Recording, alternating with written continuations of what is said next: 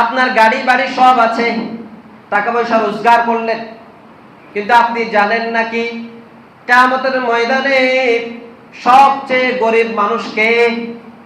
আল্লাহ রাসূল জিজ্ঞেস করলেন, আতাদরুনা মাল মুফলিস, দেউলিয়াকে তোমরা জানো নাকি? সবচেয়ে গরিব মানুষকে তোমরা জানো নাকি? জোরপূর্বক অন্যায়ভাবে কারো সম্পদ নিজের করে নেয়া আছে না নেই? চাঁদাবাজি করা এটা কি ইচ্ছায় নাকি জোরপূর্বক? ইচ্ছাকৃতভাবে জোরপূর্বক কারো সম্পদ নিয়ে নেওয়া। এই বিষয়ে কোরআন এবং হাদিসে ইনস্ট্রাকশন আছে না নাই? দিক নির্দেশনা আছে না নাই? অনেকে মনে করে হুজুর বানিয়ে বলতেছে মনে হয়, না, আল্লাহর কোরআন আমাদেরকে স্পষ্ট করে দিয়েছে। এটা আপনি একজন মানুষ পরিশ্রম করে নিজের ঘাম মাটির মধ্যে ফেলে দিনের পর দিন, রাতের পর রাত বিবেক কাটিয়ে উপার্জন করলো, আর তুমি একটা সময় গিয়া তার কাছে বললা যে 50 লাখ টাকা দাও, 10,000 টাকা দাও, না হয় গাড়ি চলবে না, না হয় দোকান বন্ধ, তালা লাগিয়ে দেব। আছে না নাই? এমন কথা বলবা, অন্যায় বাবা আরেকজনের সম্পদ নিয়ে নিবা, বলবা এই এলাকা আমার। আর বেটা তুই যদি দুনিয়া থেকে চলে যাস তাহলে তোর এলাকা দেখবে কে? প্রিয় ভাইরা আমার, এই জন্য রব্বুল আলামিন বলেন কোরআনুল কারীমের 2 নম্বর সূরা সূরাতুল বাকারার 188 নম্বর আয়াত আল্লাহ স্পষ্ট করে জানিয়ে দিলেন এভাবে, ওয়ালা তাকুলু আমওয়ালাকুম বাইনাকুম বিল বাতিলি ওয়া তুদলু বিহা ইলাল হুক্কামি লিতাকুলু ফারীকাম মিন আমওয়ালিন الناس بالإثم وأنتم تعلمون। جرمنا الله أكبر। আল্লাহ বললেন, ও আমার বান্দাগণ, ওয়ালা তাকুলু আমওয়ালাকুম বাইনাকুম বিল বাতিল, অন্যায়ভাবে পরস্পর একজন আরেকজনের সম্পদগুলো গ্রহণ করো না, দখল করো না, খেয়ে ফেলো না। নিষেধ করলেন একজন, তিনি কে? আল্লাহ। অর্থাৎ চাঁদাবাজি করো। চাঁদাবাজি করা যাবে নাকি বলেন? অন্যায়ভাবে দখল করে সম্পদ নেওয়া যাবে? আল্লাহ এটাও স্পষ্ট করে দিলেন। দেখেন আল্লাহর কথার কত সৌন্দর্য। আপনি হয়তো চিন্তা করলেন আমি চাঁদাবাজি করব না, কলমের সই দিয়ে বিচারকের কাছে উপস্থাপন করব। আপনি দেখবেন 2 জন আইনজীবী, 2 জন উকিল কিংবা 2 জন ব্যারিস্টার বিচারকের কাছে উভয় পক্ষের দলিলাদিল্লা পেশ করতেছে। আপনি দেখবেন একজন মানুষ ভালো যুক্তি উপস্থাপন করলো, বিচারক তার পক্ষে রায় দিয়ে দিয়েছে। আছে নেই? আল্লাহ রাসূল সাল্লাল্লাহু আলাইহি ওয়াসাল্লাম সেটা স্পষ্ট করে দিলেন।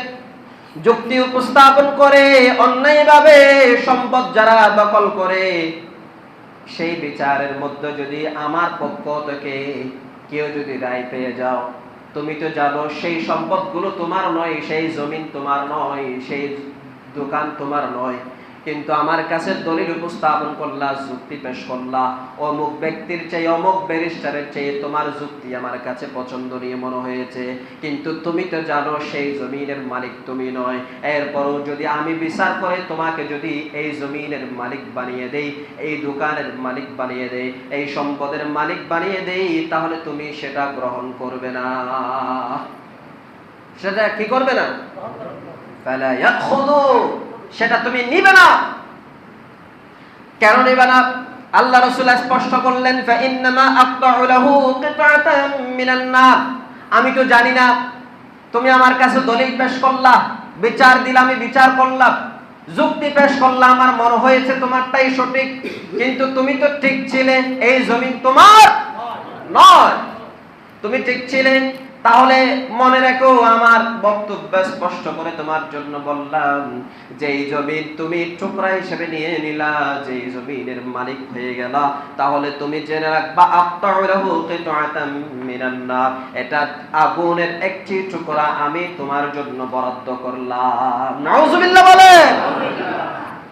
এখন আছে না এরকম অবস্থা?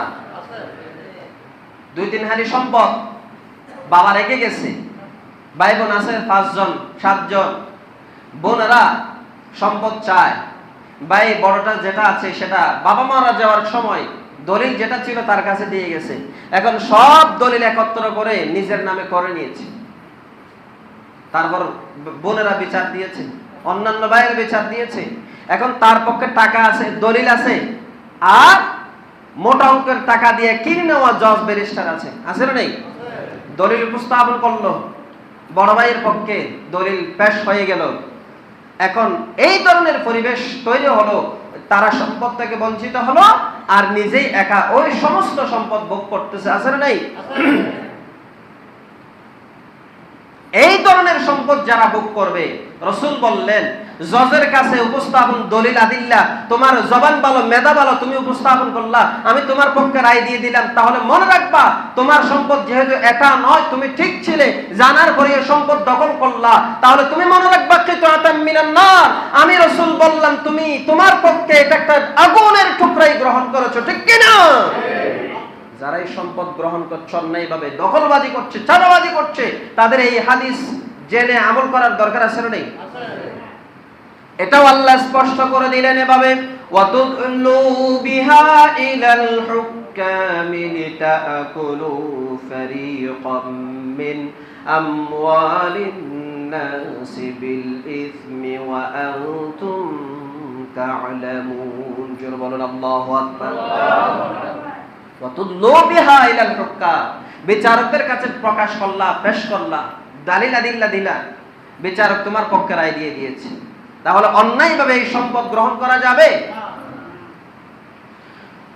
কেউ যদি জমিন থেকে এক বিঘত পরিমাণ জমিন দখল করে নেই, আল্লাহ রাসূল কি বলছে শুনেন, মান যালামা শিবরান মিনাল আরদি তাওয়াকাহুল্লাহু ইয়্যাহু ইলা সাব'i আরাদিন। দুনিয়ার জমিনের মধ্যে কেউ যদি এক বিঘত পরিমাণ জমিন দখল করে নেয়, আল্লাহ তাআলা এটাকে 7 জমিন পরিমাণ করে তার গলার মধ্যে ঝুলাইয়া দিবে। নাউজুবিল্লাহ বলে। কিয়ামতের ময়দানে আল্লাহ তাকে এই এক বিঘত এটাকে 7 জমিন সমান করে আল্লাহ তাআলা দুনিয়ার সমস্ত মানুষের সামনে লাঞ্ছিত করবে। নাউজুবিল্লাহ বলেন। তাহলে আপনি যে দখল করলেন, দোকান তালা লাগাই দিলেন, অন্যায়ভাবে চাঁদাবাজি করলেন, আপনি দেখবেন নিউজগুলো আমরা দেখি, শরীয়তপুরের গাড়ি যেগুলো চলে সেই গাড়ি থেকে চাঁদাবাজি করা হচ্ছে, বছরে আপনার 5 কোটি টাকা ওই এলাকার যিনি গডফাদার তাকে দিতে হবে, মাসে 10 লাখ টাকা, প্রতিদিন 500 টাকা পরিশ্রম করবে একজন, টাকা নিবা তুমি। ইসলাম কি বলে, হারাম না হালাল? এরকম ঘটনা একটা দুইটা নাকি অহরহ ঘটতেছে। তাহলে আল্লাহ রাসূল বললেন তাদের পরিণতি কি হতে পারে, ইন্না রিজালান ইয়াতাখাওয়াদুনা ফি মালিল্লাহি বিগাইরি হাক্কিন।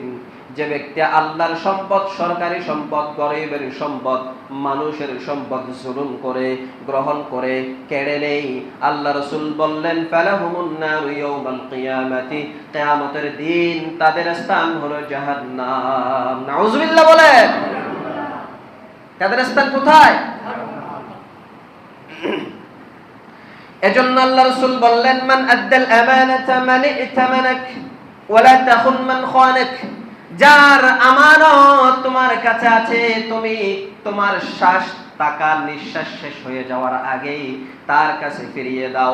মান আদ্দাল আমানাতা মান ইতামানাক, যার জমি দখল করেছো, যার সম্পদ কেড়ে নিয়েছো, যাকে তুমি গুলি লাগায়া মাথার মধ্যে দোকান দখল করে নিয়েছো, সেই মানুষটার সম্পদ তোমার নিঃশ্বাস ত্যাগ করার আগে তার কাছে ফিরিয়ে দাও। আল্লাহ রাসূল বললেন ওয়ালা তাখুন মান খানাক, যে তোমার খেয়ানত করেছে তার খেয়ানত তুমি করবে না, নিষেধ করলেন মুহাম্মদ সাল্লাল্লাহু আলাইহি ওয়াসাল্লাম। আপনার জমি দখল করে নিয়েছে, সেই জমিন আপনার শ্বাস আছে, শ্বাস ত্যাগ করার আগে ফিরিয়ে দেন, বললেন মুহাম্মদ সাল্লাল্লাহু আলাইহি ওয়াসাল্লাম। ডর ভয় নাই, দিলে দে, না দিলে গুলি করে দিব। আপনারা দেখেন, খোঁজ খবর নেন, নিউজ টিভি চ্যানেলগুলো দেখেন, খুঁজে দেখেন, দেখবেন এখানে সোশ্যাল মিডিয়া সব জায়গায় আমরা দেখতে পাচ্ছি এরকম 50 লাখ টাকা দেয়, না হয় কি করে দিব? তাহলে এই ঘটনা একটা দুইটা নাকি অনেকটা? কথা বলেন। যারা এই ধরনের সম্পদ দখলবাজি করে তাদের স্থান কোথায়? ফালাহুমুন নারু ইয়াউমাল কিয়ামা, আল্লাহ কিয়ামতের দিন তাদের ফয়সালা করবেন, তাদের স্থান হলো জাহান্নাম। তাহলে আমার ভাইরা, আপনার গাড়ি বাড়ি সব আছে, টাকা পয়সা রোজগার করলেন, কিন্তু আপনি জানেন নাকি কিয়ামতের ময়দানে সবচেয়ে গরিব মানুষকে? আল্লাহ রাসূল জিজ্ঞেস করলেন, আতাদরুনা মাল মুফলিস, দেউলিয়াকে তোমরা জানো নাকি?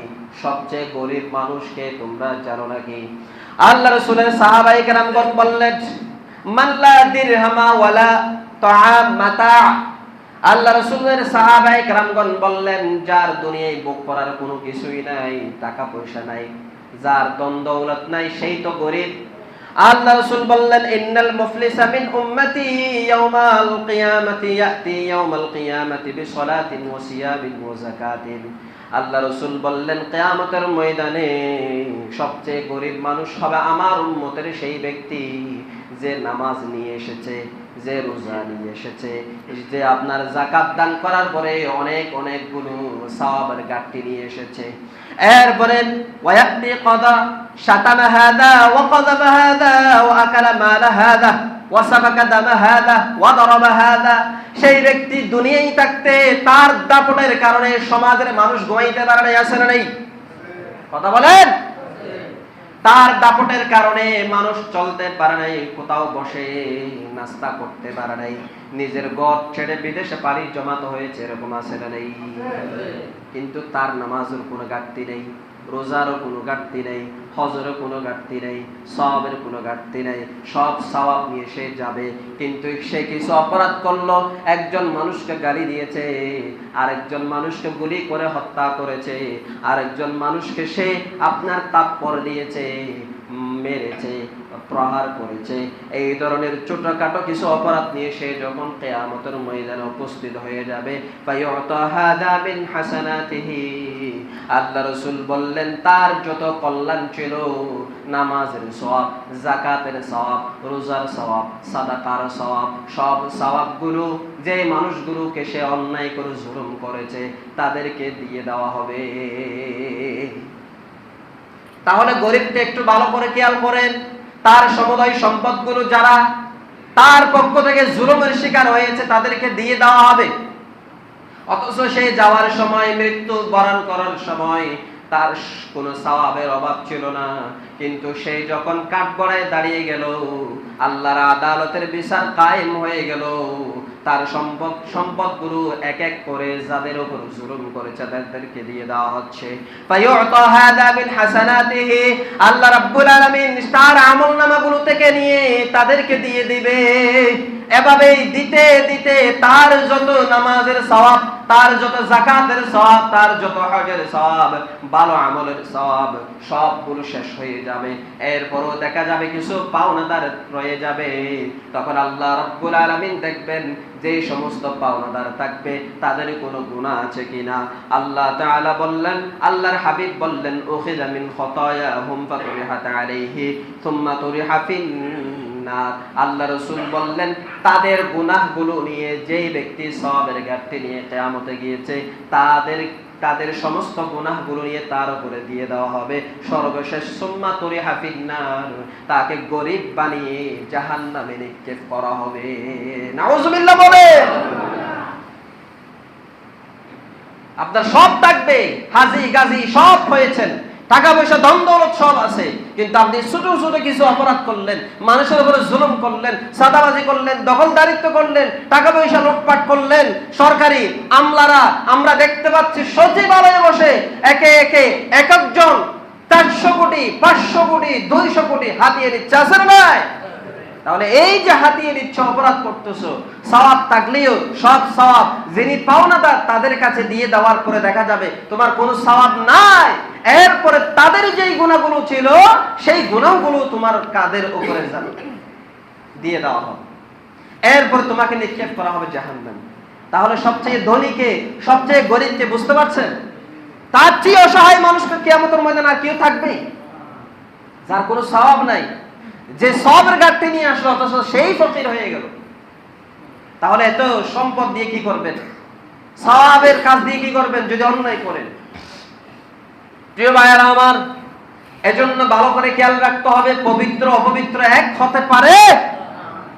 আপনি অন্যায় করে যেই সম্পদ উপার্জন করলেন সেটা পবিত্র না অপবিত্র? কথা বলেন, সেটা পবিত্র না অপবিত্র? অন্যায়ভাবে ঘুষের মাধ্যমে যে লেনদেন করে টাকা ইনকাম করলেন সেটা পবিত্র না অপবিত্র? সুদের মাধ্যমে যে ইনকাম সেটা হালাল না হারাম? আর আপনার দখলদার বিভিন্ন ধরনের জায়গা জমি দখল করে বোনের সম্পদ না দিয়ে, ভাইয়ের সম্পদ না দিয়ে মেরে খেয়েছেন, কেড়ে নিয়েছেন, সেইটা হালাল নাকি হারাম? তাহলে যেটা হালাল সেটা হারাম, আর হালাল আর হারাম এক হতে পারে নাকি? সেজন্য রাব্বুল আলামিন বললেন, কুল্লা ইয়াস্তাবিল খাবিসু ওয়াত তাইয়্যিব ওয়ালাউ আ'জাবাকা কাসরাতুল খাবিস। আল্লাহ বললেন, মন্দ এবং ভালো দুইটা এক হতে পারে না। যদিও আপনি দেখছেন কিছু কিছু মানুষ ইয়াবা ব্যবসা করে, খারাপ পথে বিভিন্ন দখলদারিত্ব করে, লক্ষ লক্ষ টাকা হাতিয়ে নিয়ে তার টাকা পয়সা, তার আধিক্যতা, সম্পদের আধিক্যতা যদিও তাকে আশ্চর্যান্বিত করে, বিস্মিত করে, এরপরেও সেটা কখনো আপনার হালালের সমান হতে পারে না। কিছু মানুষ আছে দেখবেন লক্ষ লক্ষ টাকা চাঁদাবাজি করে, মসজিদে জুমাবার আসলে দান করে দেয়, আছে না নাই? তাহলে তার দান কি আল্লাহর দরবারে কবুল হবে? এই টাকা হালাল না হারাম? হারাম টাকা দিয়া আল্লাহর জান্নাতে যাওয়া যাবে? কারণ ইন্নাল্লাহা তাইয়্যিব লা ইয়াকবালু ইল্লা তাইয়্যিবান। আল্লাহ হলেন হালাল, পবিত্র। আল্লাহ অপবিত্র কোনো কিছু কবুল করে না, ঠিক কি না? কিছু কিছু সময় যখন আসে, মানুষেরা নির্বাচন আসলে দেখবেন হজ করতে যায়, কোথায় যায়? কিন্তু টাকা কামাই করছে কোথায় থেকে? মিরপুর, যাত্রাবাড়ি, বিভিন্ন জায়গা আপনার বাজার দখল করে সেখান থেকে, আর হজ করতে গেছে। তাহলে তাদের হজ কি আল্লাহর দরবারে কবুল হবে? প্রিয় ভাইরা আমার, এরপর আল্লাহ বললেন, আল্লাহ হতাশ করেন এই বান্দাদের। অন্যায়ভাবে যারা জমিন দখল করে, জায়গা সম্পদ দখল করে, আল্লাহ তাআলা বললেন তাদের বিষয়ে আমি রব্বুল আলামিন ওয়াকিব হাল আছি, আমি জানি, তোমরা হতাশ হয়ে যেও না। আল্লাহ বললেন, ওয়ালা তাহসাবান্নাল্লাহা গাফিলান আম্মা ইয়া'মালুয যালিমুন ইন্নামা ইউআখিরুহুম লিয়াউমিন তাশখাসু ফীহিল আবসার। জোরে বলুন আল্লাহু আকবার। আল্লাহ বললেন, তোমরা জালেমরা যেই সমস্ত কাজগুলো করে তাদের কাজ সম্পর্কে আমি রব্বুল আলামিনকে গাফেল মনে করো না। আমি রব্বুল আলামিন জানি, তবে তাদেরকে কিছু সময় আমি অবকাশ দিই, একটু ধীর স্থিরভাবে থাকার সুযোগ দেই। যখন আমি রব্বুল আলামিন তাদেরকে ধরব, তাদের দুনিয়া আখিরাত উভয় জগতে শাস্তির ব্যবস্থা করে হবে, ঠিক কি না? এরপর আল্লাহ রাসূল বললেন, তার জন্য জান্নাত হারাম। কে হারাম বলেন? জাহান্নাম তার জন্য ফরজ আর জান্নাত হারাম। হাদিসের মধ্যে শুনেন, আল্লাহ রাসূল বললেন, মানিকতাতা হাক্কুম রিইম মুসলিমিন বিয়ামিনি। অন্যায়ভাবে যে ব্যক্তি আরেকজনের সম্পদ নিজের করে নিল, নেই ভাবে নেই, অন্যায়ভাবে নিয়েছে, রাসূল বললেন, ফাকাদ আওজাবাল্লাহু লাহুন নার। তার জন্য জাহান্নাম ওয়াজিব হয়ে যায়, ফরজ হয়ে যায়, ঠিক কি না? আর আল্লাহ রাসূল বললেন, ওয়া হারামা আলাইহিল জান্নাহ। তার উপরে জান্নাত হারাম। ওয়া হারামা আলাইহিল জান্নাহ, জান্নাত হারাম আর জাহান্নাম তার জন্য ফরজ। প্রিয় ভাইরা, যে কথাগুলো বললাম, এই যে সাদাবাজি করা, অন্যের সম্পদ নিজের করে নেয়া, ভাই বোনের সম্পদ নিজে না দিয়ে নিজের নামে দলিল করে নেয়া, এইরকম ঘটনা সমাজে কম না বেশি?